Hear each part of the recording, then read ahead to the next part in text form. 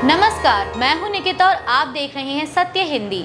एक नजर डालते हैं अब तक की सुर्खियों पर। विपक्षी दलों ने चुनाव आयोग के पूरे देश में मतदाता सूची को संशोधित करने के फैसले पर सवाल उठाए हैं।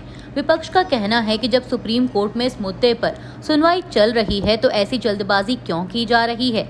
इंडियन एक्सप्रेस के अनुसार विपक्षी नेताओं ने आयोग के इस कदम को संदिग्ध बताया और मांग की कि सुप्रीम कोर्ट के अंतिम फैसले का इंतजार किया जाए। उनका तर्क है कि मतदाता सूची में बदलाव से पहले पारदर्शिता और निष्पक्षता सुनिश्चित करना जरूरी है।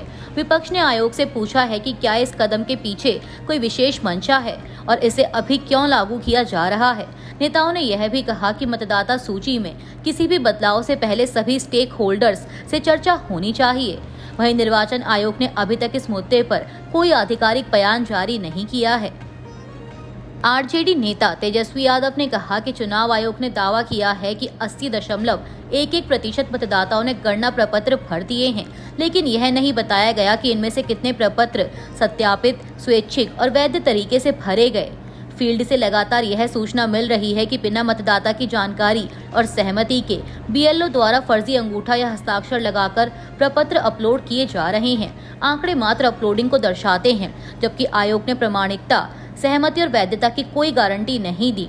आयोग का 80.11% मतदाताओं द्वारा गणना प्रपत्र भरने का दावा जमीनी हकीकत के पूर्णतः विपरीत है।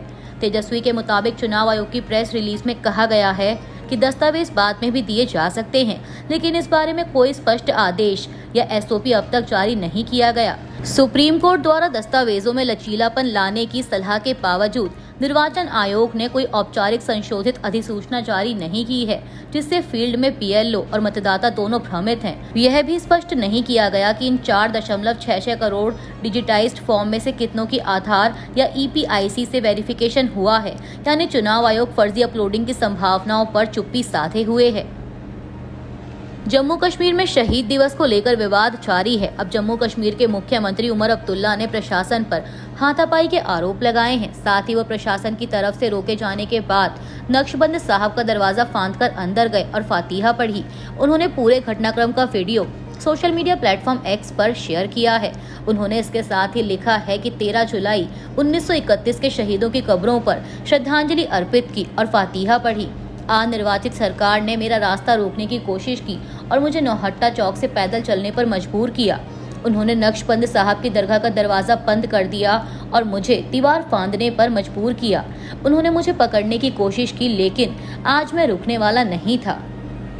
उमर अब्दुल्ला ने आगे कहा कि बड़े अफसोस की बात है कि वो लोग जो खुद इस बात का दावा करते हैं कि उनकी जिम्मेदारी सिर्फ सिक्योरिटी और लॉ एंड ऑर्डर है, लेकिन हमें यहाँ आकर फातिहा पढ़ने की इजाज़त नहीं दी गई।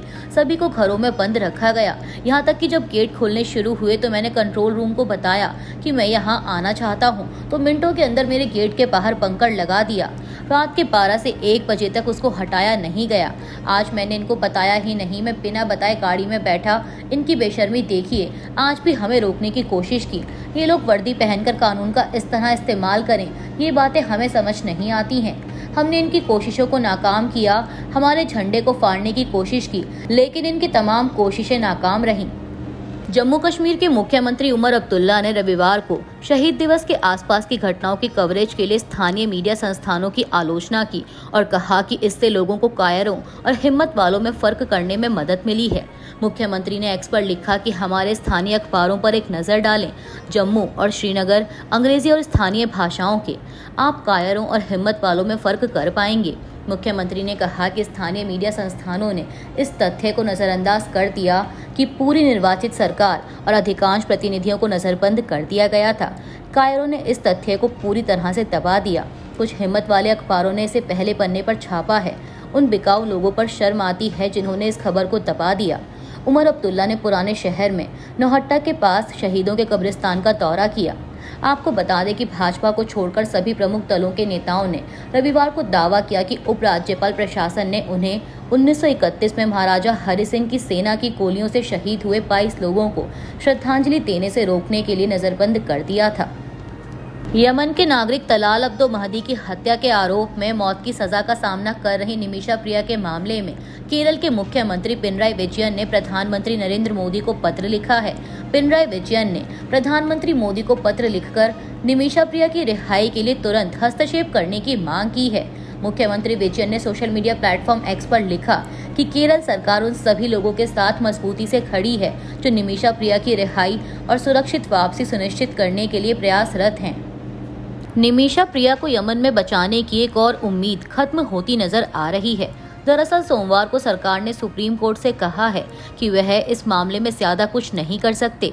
निमिषा को यमन में 16 जुलाई को सजाए मौत दी जा सकती है। वह तलाल अब्दो महदी नाम के यमनी नागरिक की हत्या के मामले में दोषी पाई गई हैं।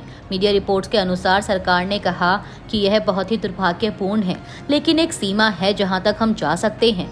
आगे कहा गया कि अब एक ही रास्ता है कि यमनी नागरिक का परिवार ब्लड मनी को स्वीकार करने के लिए तैयार हो जाए। दरअसल इस व्यवस्था के तहत पीड़ित परिवार को एक धनराशि दी जाती है। हालांकि यह रकम कितनी होगी यह दोनों पक्ष मिलकर तय करते हैं। आपको बता दें कि केरल के पलक्कड़ जिले की निमिषा प्रिया महदी की हत्या की दोषी पाई गई हैं। उन्होंने एक अन्य नर्स के साथ मिलकर वारदात को अंजाम दिया था। खबर है कि दोनों ने कथित तौर पर यमनी नागरिक के शव को काटा और एक अंडरग्राउंड टैंक में डाल दिया था। इससे पहले कई मौकों पर निमिषा प्रिया ने आरोपों को चुनौती दी है, लेकिन कोर्ट ने उनकी अपील खारिज कर दी। राष्ट्रपति डोनाल्ड ट्रंप ने कहा है कि अमेरिका यूक्रेन को और आधुनिक सैन्य उपकरण देगा। डोनाल्ड ट्रंप ने यूक्रेन को भेजे जाने वाले हथियारों की संख्या के बारे में तो नहीं बताया, लेकिन कहा कि हम उन्हें यानी यूक्रेन को वो हथियार भेजेंगे जिनकी उन्हें ज़रूरत है। वहीं रूस के राष्ट्रपति व्लादिमीर पुतिन के साथ हालिया बातचीत पर डोनाल्ड ट्रंप ने निराशा जाहिर की। इसके बाद ही ट्रंप ने यूक्रेन को और हथियार देने की घोषणा की। ट्रंप ने कहा कि पुतिन ने वाकई बहुत से लोगों को चौंका दिया है। वह दिन में अच्छी बातें करते हैं और फिर शाम को सब पर बम गिरा देते हैं, तो इसमें थोड़ी समस्या है। मुझे यह पसंद नहीं है। राष्ट्रपति द्रौपदी मुर्मू ने केंद्र शासित प्रदेश लद्दाख के उपराज्यपाल डॉक्टर पीडी मिश्रा का इस्तीफा स्वीकार कर लिया है। पीआईबी के मुताबिक राष्ट्रपति द्रौपदी मुर्मू ने हरियाणा और गोवा के नए राज्यपाल नियुक्त किए हैं। वहीं लद्दाख में नए उपराज्यपाल की नियुक्ति भी की गई। पीआईबी के मुताबिक प्रोफेसर असीम कुमार घोष हरियाणा के राज्यपाल होंगे। वहीं पुसापति अशोक गजपति राजू को गोवा का राज्यपाल नियुक्त किया गया है और कविंदर गुप्ता लद्दाख के नए उपराज्यपाल होंगे। हरियाणा के नूंह में इंटरनेट और एसएमएस सेवाएं 24 घंटे के लिए निलंबित कर दी गई हैं। ये सेवाएं 13 जुलाई रात 9 बजे से 14 जुलाई रात 9 बजे तक बंद रहेंगी। सरकार ने यह निर्णय नूंह जिले में ब्रिज मंडल जलाभिषेक यात्रा के मद्देनजर लिया है। हरियाणा सरकार के आदेश में कहा गया है कि नूंह जिले में मोबाइल इंटरनेट, बल्क एसएमएस सेवाएं, बैंकिंग और मोबाइल रिचार्ज सेवाओं को छोड़कर और मोबाइल नेटवर्क पर दी जाने वाली सभी डोंगल सेवाएं 24 घंटे के लिए निलंबित की जाती हैं। ये सेवाएं 13 जुलाई से रात 9 बजे से 14 जुलाई की रात 9 बजे तक बंद रहेंगी। हालांकि वॉइस कॉल सेवाओं को इस प्रतिबंध से छूट दी गई है। आदेश में कहा गया कि इस फैसले का उद्देश्य व्हाट्सएप, फेसबुक और एक्स जैसे सोशल मीडिया प्लेटफॉर्म्स पर गलत जानकारी और अफवाहों के प्रसार को रोकना है। अहमदाबाद में 12 जून को दुर्घटनाग्रस्त हुए एयर इंडिया के बोइंग 787-8 ड्रीमलाइनर विमान को लेकर एयरक्राफ्ट एक्सीडेंट इन्वेस्टिगेशन ब्यूरो यानी एएआईबी की शुरुआती जांच रिपोर्ट में चौंकाने वाला खुलासा हुआ है। रिपोर्ट के अनुसार एयर इंडिया ने इस विमान का थ्रोटल कंट्रोल मॉड्यूल यानी TCM पिछले 6 सालों में 2 बार बदला था। पहली बार 2019 में और दूसरी बार 2023 में। TCM एक महत्वपूर्ण फ्लाइट सिस्टम है जिसमें फ्यूल कंट्रोल स्विच भी शामिल होते हैं। ये वही स्विच है जो दुर्घटना की जांच में अब केंद्र में आ गए हैं, क्योंकि 12 जून को अहमदाबाद से उड़ान भरने के कुछ ही देर बाद यह फ्यूल कंट्रोल स्विच अचानक बंद हो गया था, जिसके बाद यह हादसा हुआ। एएआईबी की प्रारंभिक रिपोर्ट में इस बात का उल्लेख किया गया है कि TCM को 2 बार बदला गया था, लेकिन इसका फ्यूल कंट्रोल स्विच के कामकाज से कोई सीधा संबंध नहीं पाया गया। हालांकि जांच में यह भी कहा गया है कि हादसे के समय फ्यूल कंट्रोल स्विच अचानक बंद होना एक अहम जांच का विषय बना हुआ है। भारत के विदेश मंत्री एस जयशंकर ने सोमवार को चीन के उपराष्ट्रपति हान झेंग से मुलाकात की। हान झेंग से मुलाकात की जानकारी एस जयशंकर ने सोशल मीडिया प्लेटफॉर्म एक्स पर दी। एस जयशंकर ने कहा कि हमने हमारे द्विपक्षीय संबंधों में हुए सुधार को रेखांकित किया।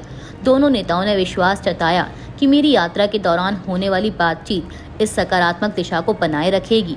बता दें कि शंघाई सहयोग संगठन यानी एससीओ के सम्मेलन में भाग लेने के लिए एस जयशंकर चीन के दौरे पर हैं। अभी के लिए इतना ही। बाकी की देश दुनिया की बड़ी खबरों के लिए जुड़े रहिए सत्य हिंदी के साथ।